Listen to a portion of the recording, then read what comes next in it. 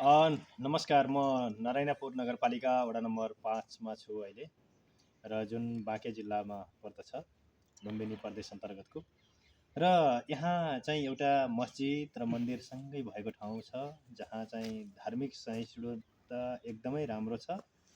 यद्यपि यति हुँदाहुँदै पनि यहाँका जनताहरूले एउटा पाएको चाहिँ दुःख दिक्कत उहाँहरूले सुनाइराख्दाखेरि एकदमै नमजा लाग्यो।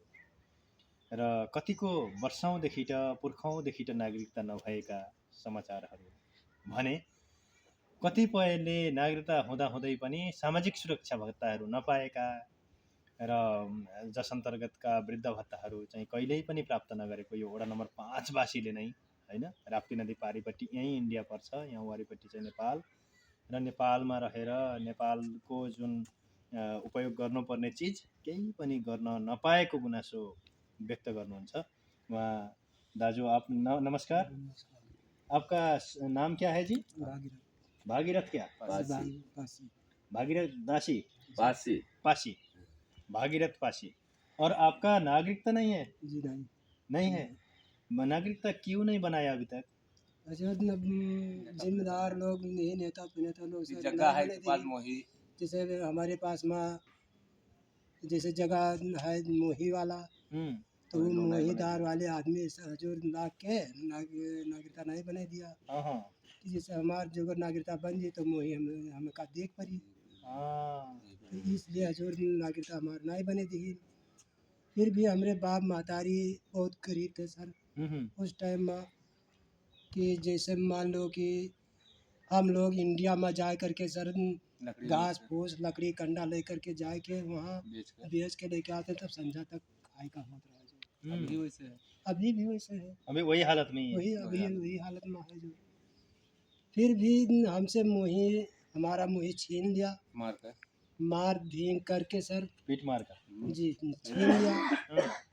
और उनके बाद में हमका भी जिम्मेदार ने कहा कि तो मैंने इनका ये ट्रैक्टर के नीचे तो इनको दबा दो और 4 बीघा ज़मीन हमने बेच लेंगे, हम छुड़ा लेंगे, नहीं जा देंगे हम कहीं, ये जिम्मेदार ने कहा।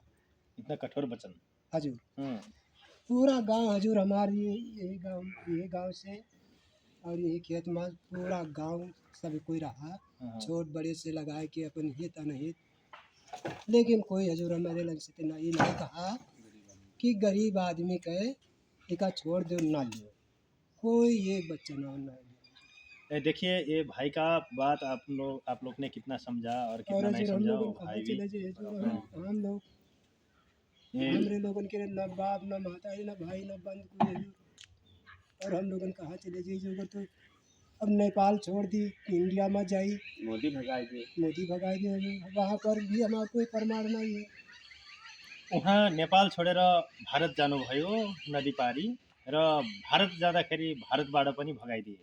नेपाल आएर बस्नुहुन्छ, नेपालमा पनि बस्नलाई उहाँको आफ्नो ठेगान छैन, नकि 3वटा पिँढी गुजर गयो, 3वटा पिँढी सकियो, तर पनि उहाँको आफ्नो बसोबास गर्ने आफ्नै थलो छैन। र जमदार भनिदिन्छ कि म ट्र्याक्टरको नीचे यसलाई चाहिँ गिराइदिन्छु र अनि त्यही दबाइदिन्छु अनि 4 गट्टा जमिनै आफ्नो बनाउँछु। यहाँसम्म कि मानवता नै छैन।